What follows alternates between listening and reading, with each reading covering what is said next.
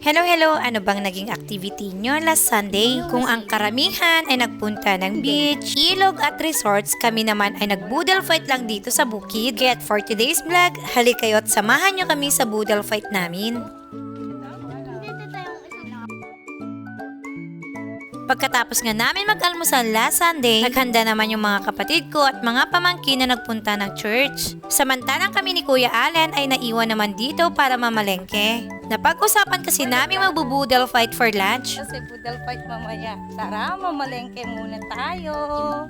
Habang papunta kami ng palengke, si Bunso naman ay nag-spray muna dito sa bukid namin. Sobrang dami kasi ng kuhol kaya kailangan niya munang mag-spray. Nalalapit na rin kasi yung taniman ng palay kaya kailangan na nilang may prepare yung tataniman. Samantalang si Father Dear ay nandiyan naman sa gulayan niya. Nagpaalam na nga muna kami para mamalengke. Dalawa lang kasi sila matitira ngayon dito sa bahay. Palabas na nga kami ni Kuya Allen at sobrang init nga. Mabuti tong batang to at naka-jacket. Siguro nasa 10 AM na nga to.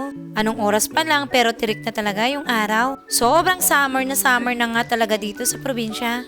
Pagkalipas ng ilang lakad, nakasakay na nga kami sa tricycle papunta ng sentro. Mabuti na lang at may kasama akong pamangkin na lalaki. Magiging tagabuhat ko nga siya sa mga bibilhin namin ngayon. Sobrang lapit lang naman yung palengke dito sa amin pero sa dami ng bitbitin ko ngayon, malamang kung mag-isa lang ako ay hindi ko talaga kakayanin. Ilang minuto nga lang at nakarating na kami dito. Una nga pala ay naghahanap muna kami ng gigilingan dahil nga magluluto din ako ng bilo-bilo kinahaponan.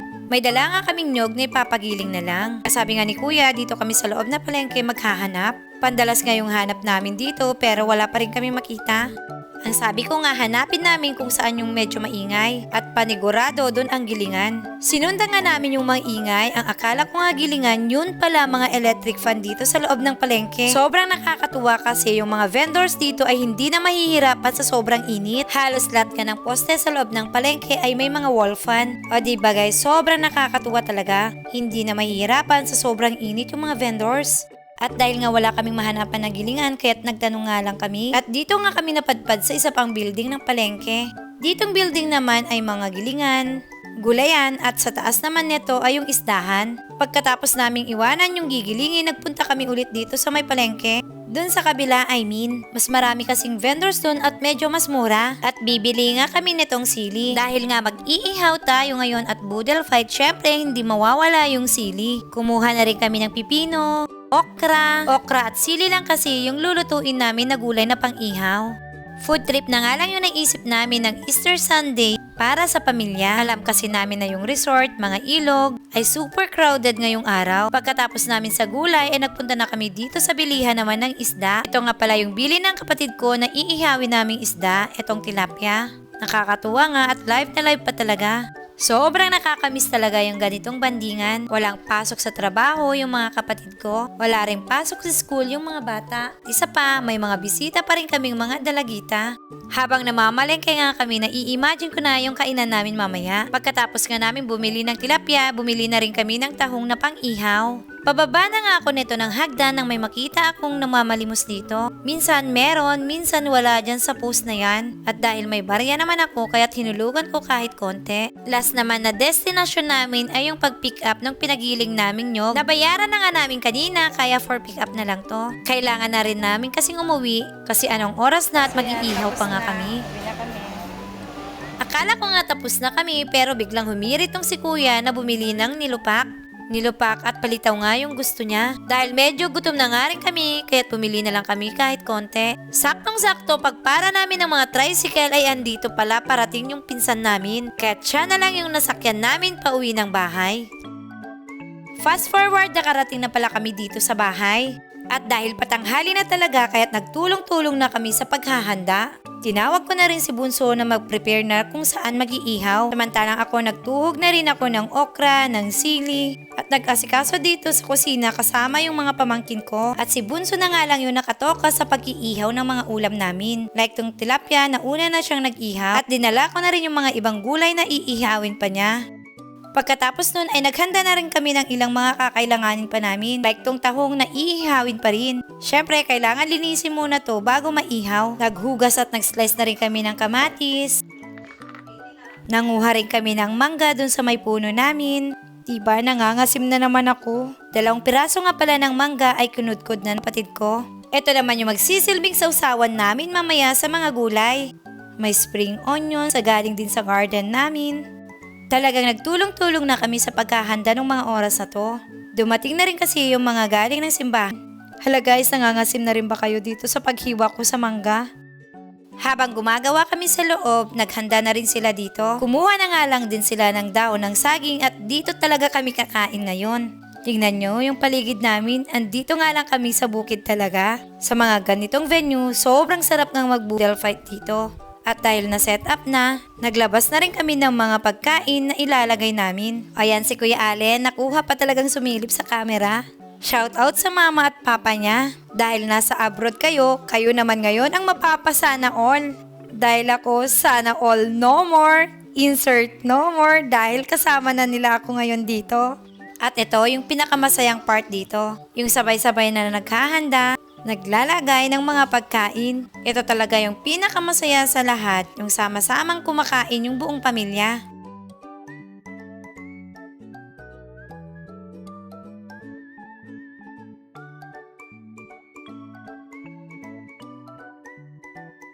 At hindi pa natatapos dyan dahil may paabol si sister na red egg. Tawang-tawa nga kami habang nagpe-prepare nito. Iniisip nga namin sa dami ng pagkain mauubos kaya namin. Sobrang bibihira talaga yung mga ganitong pagkakataon. Kaya't pag mga chances na ganito, talagang sinusulit naming magkakapatid. Kasama rin yung mga pamangkin namin. Pero kung napapansin nyo, wala talaga si Mother Earth ngayon. Malamang sobrang nag-e-enjoy ngayon dun sa may bakasyon niya. Lumayo din ang Mother Earth at nagbakasyon dun sa may Rojas, Capiz. Gulay, hindi po ng gulay guys. Saan yung gulay? Andun pa guys. Enjoy yung corn. At dahil sa dami yata ng topping, sobrang tagal nga naming mag-prepare. Yung tipong lahat ay gutom na, pero hanggang ngayon ay hindi pa rin natatapos yung paghahanda ng pagkain namin. Pala yung mangga guys. Kasi hindi naubos yan. O, walang tatayo na. Batog na, ubusin na ako. Meron yung nag-boodle fight kami sa Sony Masay kasi. Uy, kuna ni tita.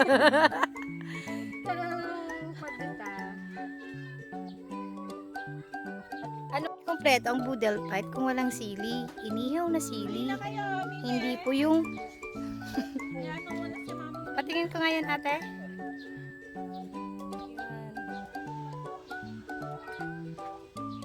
First time magpais wag boodle ito. Ay hindi. Idid ako bukog boodle kami ganun. Hindi ka. Yun ang purpose. May okra pa dyan. Yan. Yan tagad yung magatan. Hello vlog. Mimi, hello vlog. Hello. Ay, nagpa-pedicure pa na si Si Papa, tawagin niyo si Papa. Sa kwan. Yay. Hugas guys. Oh, wash hands guys. Kamayan. Kamayan na guys. Hello Mimi. Ayaw niya. Hello vlog. Ate. Hello ate. Ayaw makikita ni Tita Rose.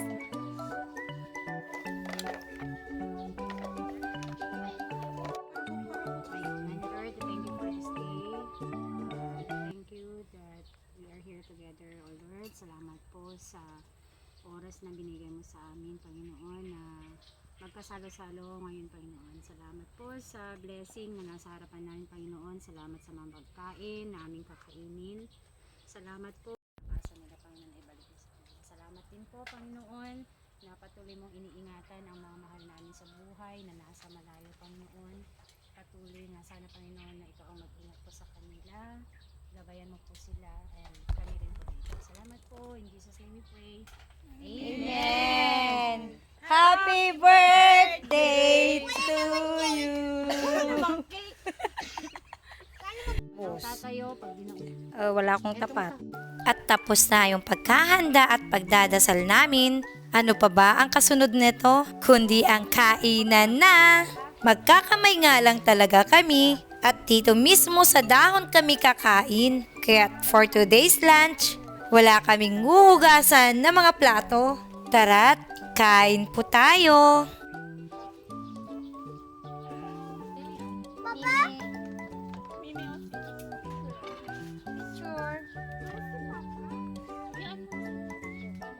Mas masarap nga talaga ang kumain dito kesa sa labas. Hindi namin kailangan ng malaking budget para kumain ng masarap. Practicality na nga lang talaga ngayon sa buhay. Yung tipong pwede namang kumain yung buong pamilya kahit dito lang sa bahay-bahay. Masaya kasi mas mahaba pa yung kwentuhan. Unlimited yung oras ng pagkain. Unlimited pa pati kwentuhan. And lastly, unlimited na banding. At talagang busog-lusog pa ang lahat. Ay, sorry. Inihaw nga.